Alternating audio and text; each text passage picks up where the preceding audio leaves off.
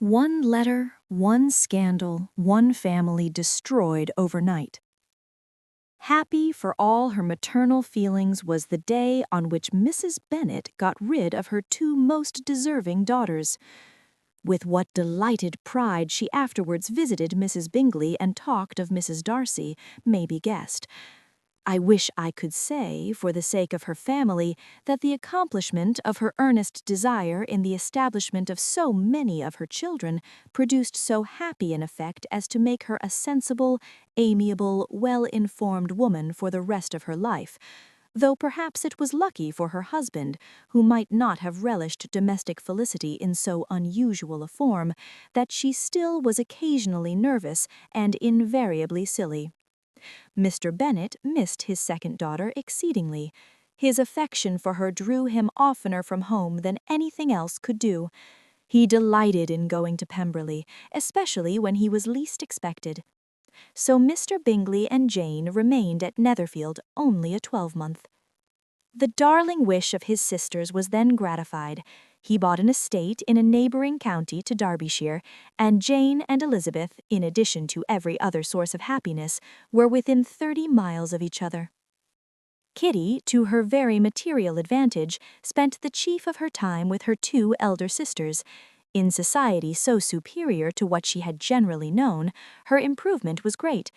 She was not of so ungovernable a temper as Lydia, and removed from the influence of Lydia's example, she became, by proper attention and management, less irritable, less ignorant, and less insipid.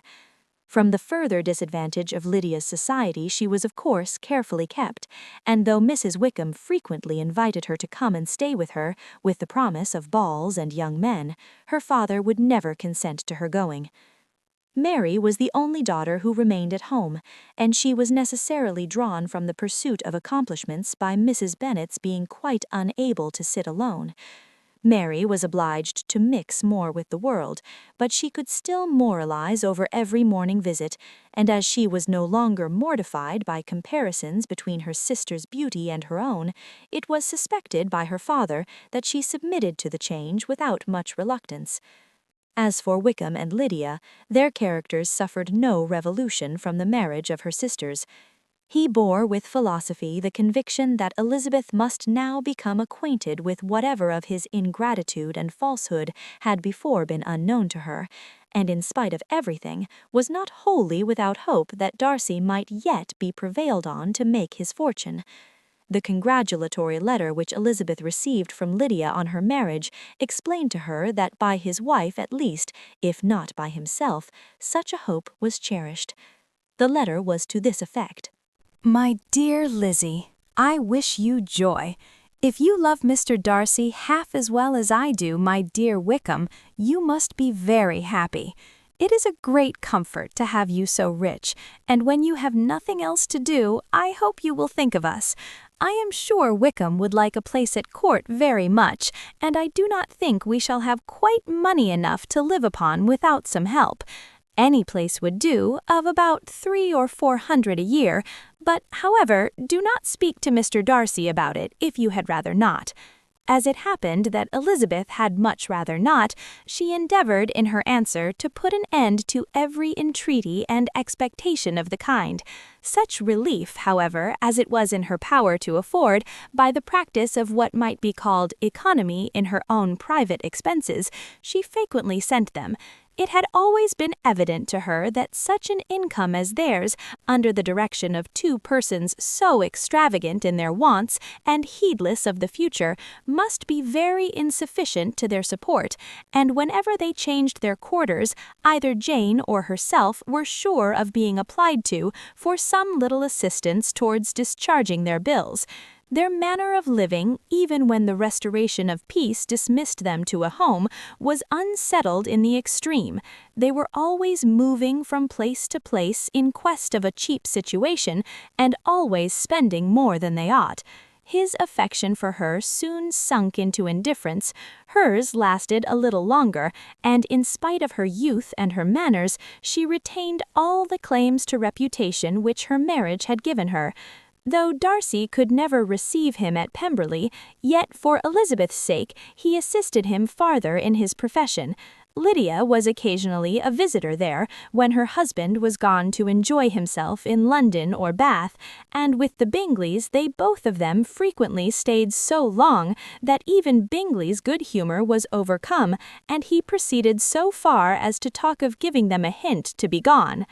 Miss Bingley was very deeply mortified by Darcy's marriage, but as she thought it advisable to retain the right of visiting at Pemberley, she dropped all her resentment, was fonder than ever of Georgiana, almost as attentive to Darcy as heretofore, and paid off every arrear of civility to Elizabeth.